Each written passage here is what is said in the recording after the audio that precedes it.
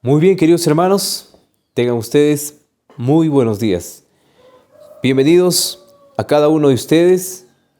Nos encontramos ya en un cuarto día de la semana y queremos comenzar este estudio y quisiéramos también que ustedes donde están nos puedan acompañar.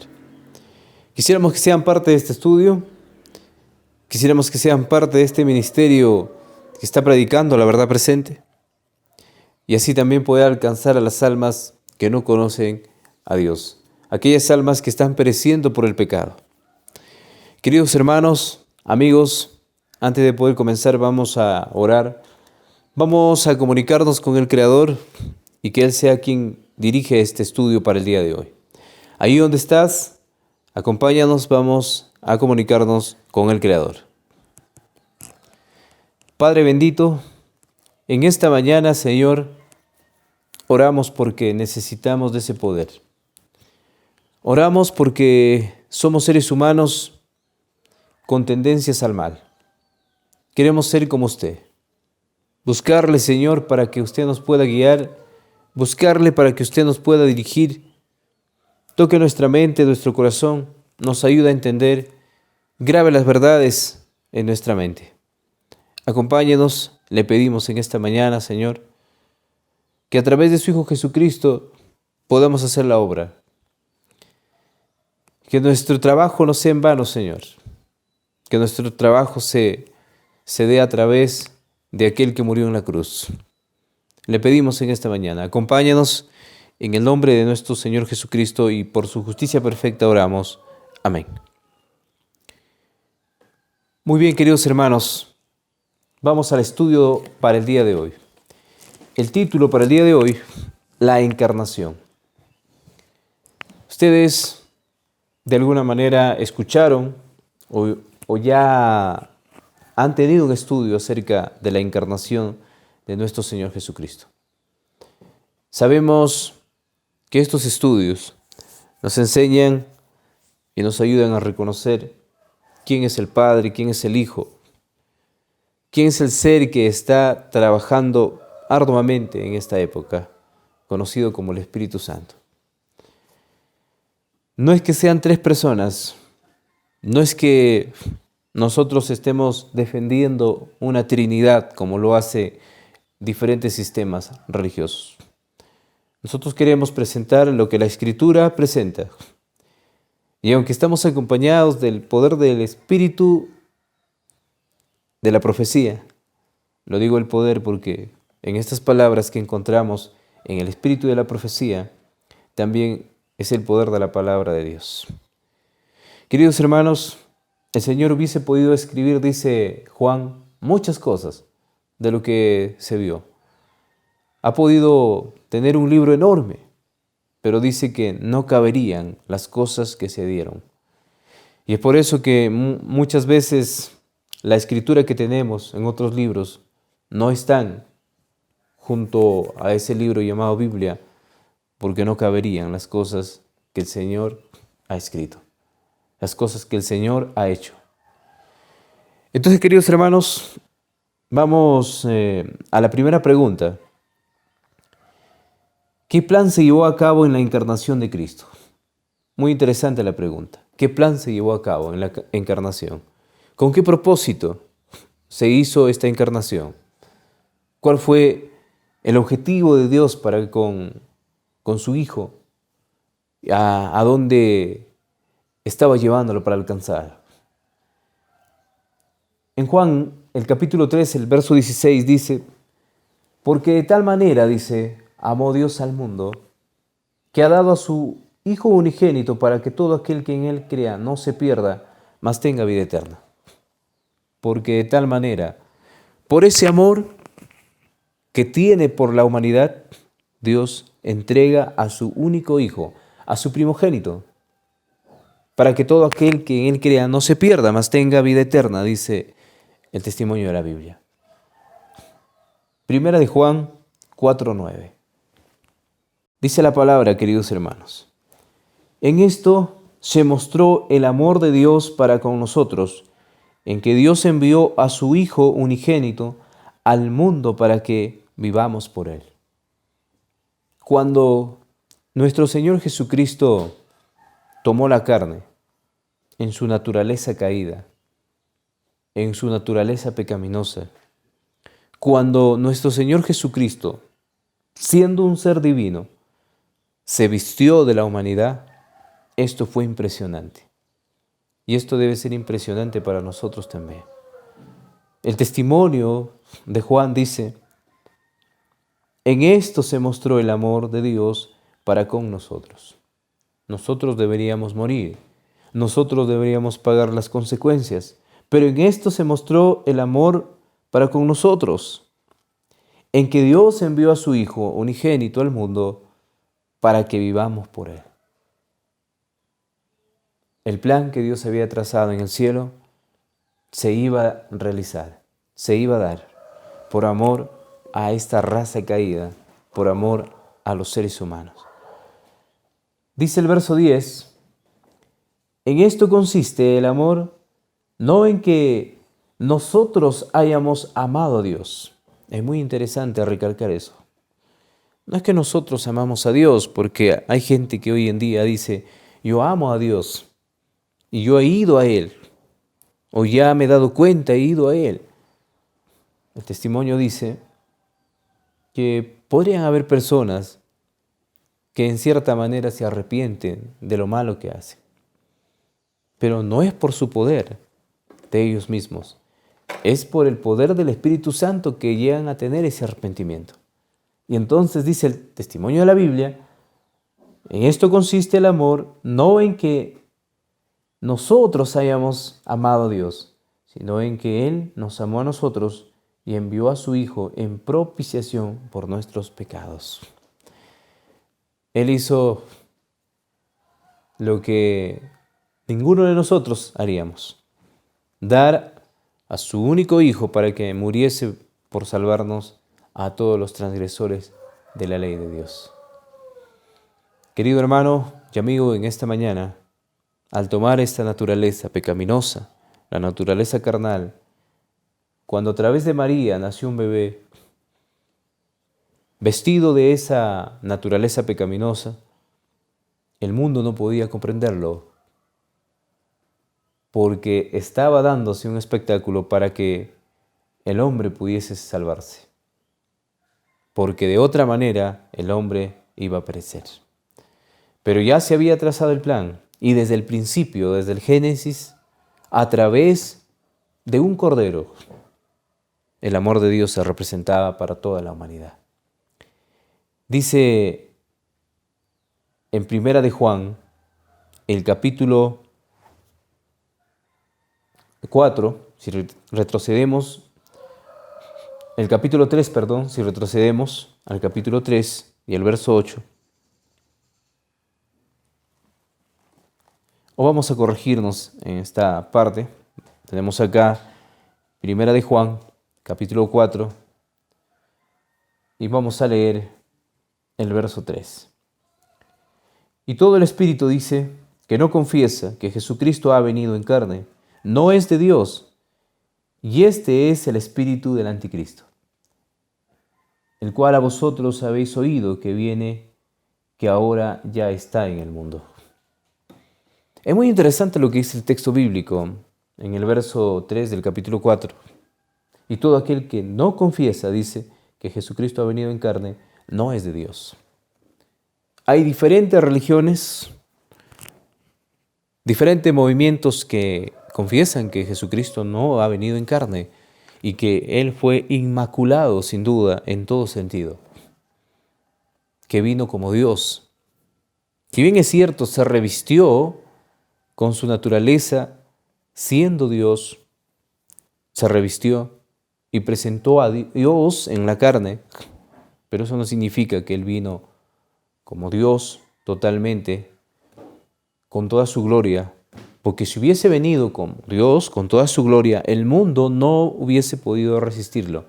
Él se vistió de la naturaleza pecaminosa, vino con su naturaleza divina y tomó la naturaleza humana.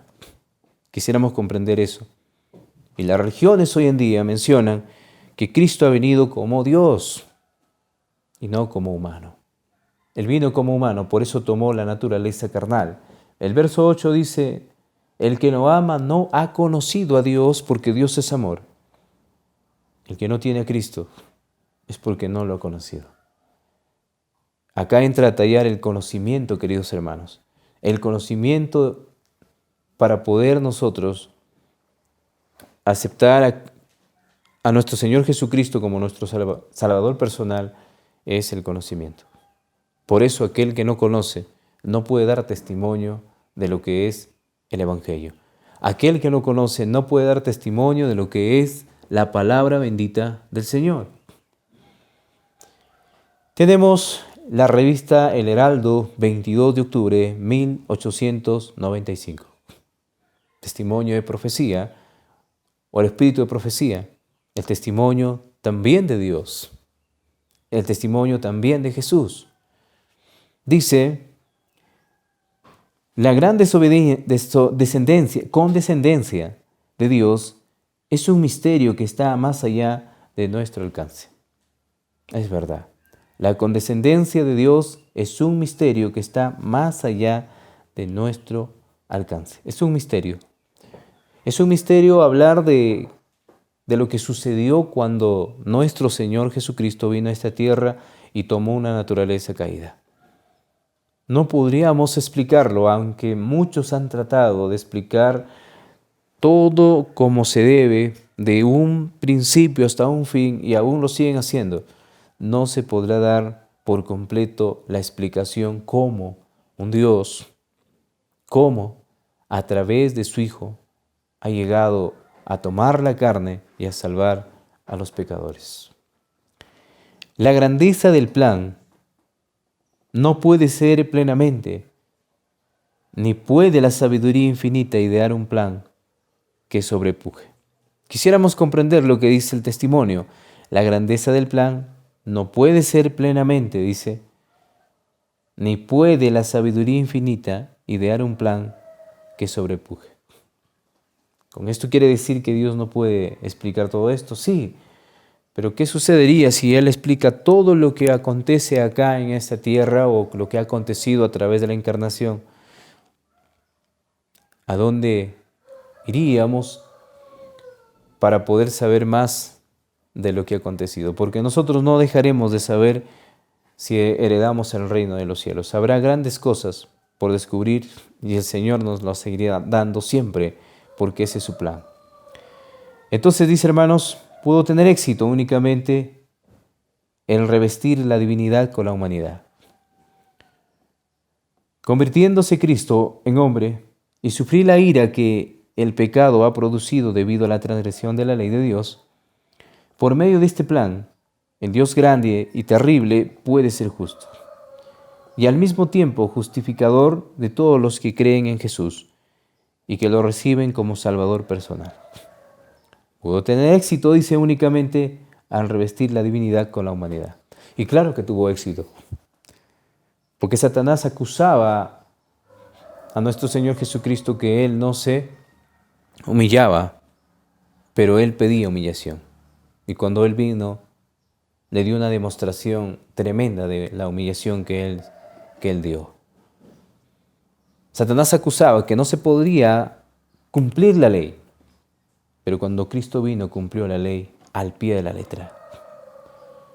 Entonces, queridos hermanos, convirtiéndose Cristo en hombre y sufrir la ira del pecado ha producido, dice, debido a la transgresión de la ley de Dios, por medio de este plan, el Dios grande y terrible puede ser justo. ¿Y cómo puede ser justo? Porque está demostrando dos cosas importantes allí en el plan de salvación o en el sacrificio de Cristo. Ha pagado la deuda del pecado y ha cumplido los requisitos de la ley a través de nuestro Señor Jesucristo. Es increíble. Ha pagado la deuda del pecado porque la deuda del pecado era imposible que el hombre lo pagara o algún ángel. Pero nuestro Señor Jesucristo pagó la deuda del pecado y lo más interesante es que cumplió los requisitos de toda la ley. Tanto que la ley es santa, justa y buena, el Señor también fue justo, santo y bueno y cumplió la ley. Eso es lo increíble que Él hizo cuando murió en la cruz. Entonces, y al mismo tiempo dice que Él puede ser justificador de todos los que creen en Jesús y que lo reciben como Salvador personal. Por eso todo esto es un misterio, por eso todo esto está encerrado, que cuando Él venga nos dará una explicación exacta a lo que nosotros necesitamos saber. La encarnación es el título de este día y estamos desarrollando este estudio. Vamos a la pregunta: ¿qué plan se llevó a cabo en la encarnación de Cristo? Dios amó a la raza humana y dio a su único Hijo para que se encarnara en una raza caída. ¿Sí? Vamos a poner la respuesta. Dios amó a la raza humana y dio a su único Hijo para que se encarnara en una raza caída. Eso es lo que sucedió. Tomar una vestidura sucia, tomar una vestidura completamente ya maltratada, ¿sería para nosotros satisfactorio? Seguro que no. Nosotros buscamos ponernos una ropa nueva y ponernos algo viejo, algo sucio, va a ser imposible. Pero nuestro Señor Jesucristo lo hizo tomando la naturaleza caída del hombre. Entonces, queridos hermanos, vamos a una segunda pregunta. ¿Cuál fue el propósito de la encarnación de Jesús? ¿Cuál fue el propósito? Hay un propósito acá. Vamos a buscar Lucas 19:10. Dice la Escritura: porque el Hijo del Hombre vino a buscar y a salvar lo que se había perdido. Porque el Hijo del Hombre, dice, refiriéndose al Señor Jesucristo como Hijo ya de María y de José, refiriéndose al Señor Jesucristo con su naturaleza humana, dice, porque el Hijo del Hombre ha venido a buscar y a salvar lo que se había perdido. Y el apóstol Lucas menciona de esta manera interesante, porque el Hijo del Hombre, dice, tomando en cuenta que en su naturaleza carnal, en su naturaleza humana ya caída, Él va a hacer algo increíble, lo que de repente nosotros o los ángeles no podían hacer. Vamos a buscar también el libro de Hebreos 2:14. El libro de Hebreos 2:14. Así que por cuanto los hijos participaron de la carne y sangre, Él también, dice, participó de lo mismo para destruir por medio de la muerte al que tenía el imperio de la muerte, esto es el diablo. Dice que nuestro Señor Jesucristo también participó de la carne y de la sangre. Él también participó, dice, lo mismo para destruir por medio de la muerte al que tenía el imperio, o sea, a Satanás. Él participó de todo lo que el hombre hoy puede participar. Por eso Él conoce todas nuestras debilidades, conoce todo el sistema de trabajo del hombre aquí en la tierra y no podemos nosotros decir que Él no lo conoce y que Él fue Dios por eso que pudo soportar todo esto. Él fue humano como nosotros, así como tú, como yo, y a través de su Padre, Él venció. Y nosotros también podemos vencer a través de nuestro Señor Jesucristo. También podemos hacerlo. Por eso Él vino para darnos esa ayuda. Por eso Él vino para darnos esa seguridad. Entonces, queridos hermanos, vamos a buscar también el libro de Isaías 42:21. Entonces dice la palabra, queridos hermanos: Jehová se complació por amor de su justicia en magnificar la ley y engrandecerla. Interesante lo que dice el verso de Isaías. Jehová se complació, dice, por amor de su justicia en magnificar la ley y engrandecerla.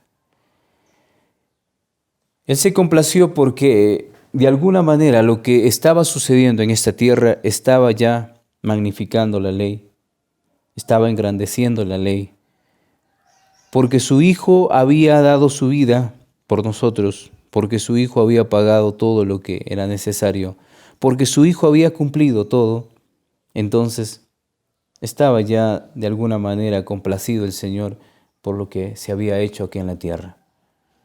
¿Y cómo se hizo? A través de una naturaleza que el Señor había tomado, la naturaleza pecaminosa, la naturaleza del pecado.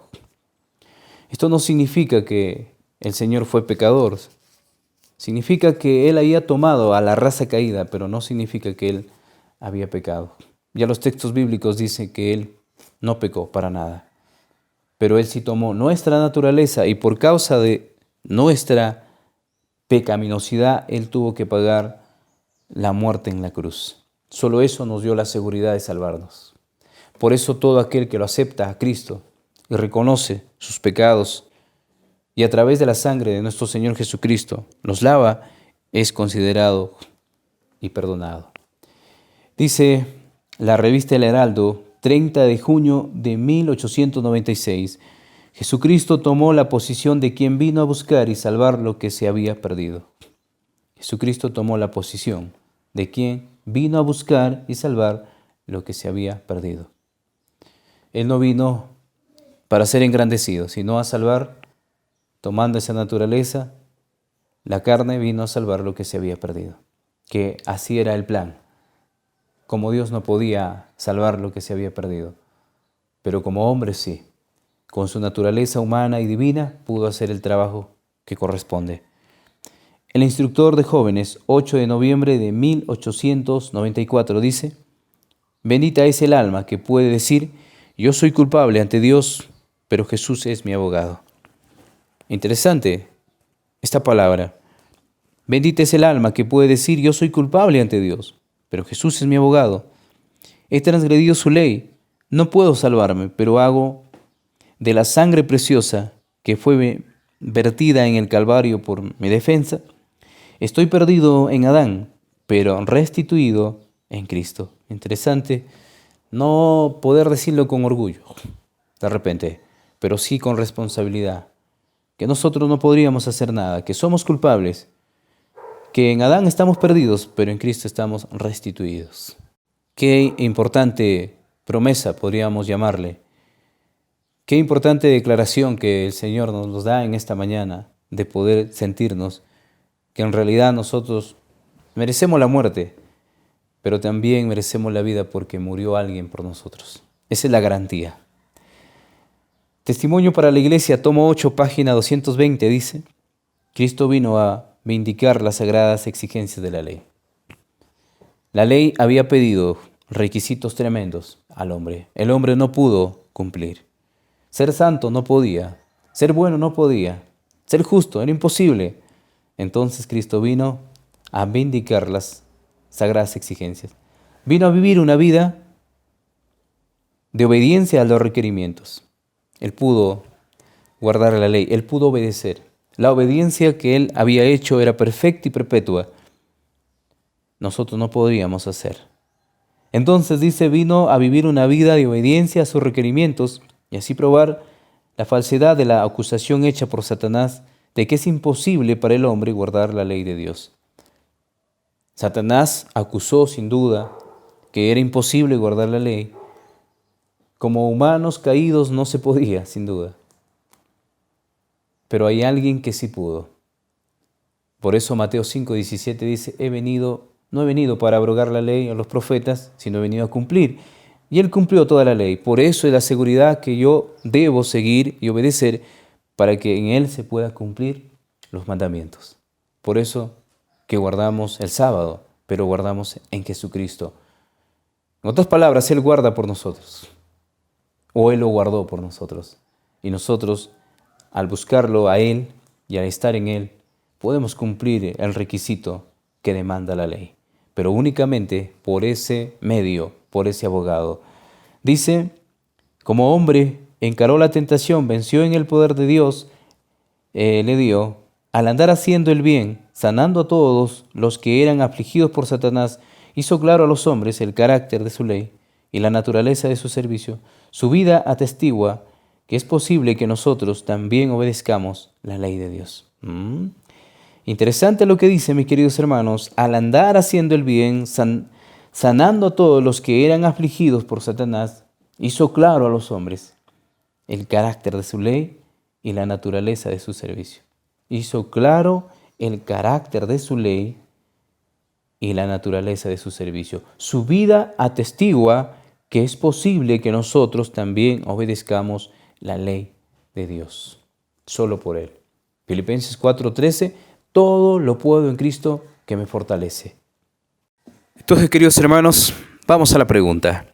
Vamos a la pregunta para poder ya finalizar con esta lección que tenemos el día de hoy. La encarnación es el título para este estudio. Y dice la pregunta, ¿cuál fue el propósito de la encarnación de Jesús? La respuesta, Él vino a este mundo a salvar lo que se había perdido. Ese fue el propósito. Él vino a este mundo a salvar lo que se había perdido. En esta semana estaremos hablando acerca de la divinidad. El día séptimo estaremos reunidos para poder sacar una cantidad de versos y corroborar todo lo que de repente el día de hoy no lo podemos hacer, pero en el séptimo día estaremos estudiando y complementando lo que nos falta. Un abrazo a la distancia, que el Señor nos bendiga y que sigamos estudiando, sigamos meditando en esta oportunidad que el Señor nos brinda. Hay que seguir avanzando en el camino trazado. Bendiciones.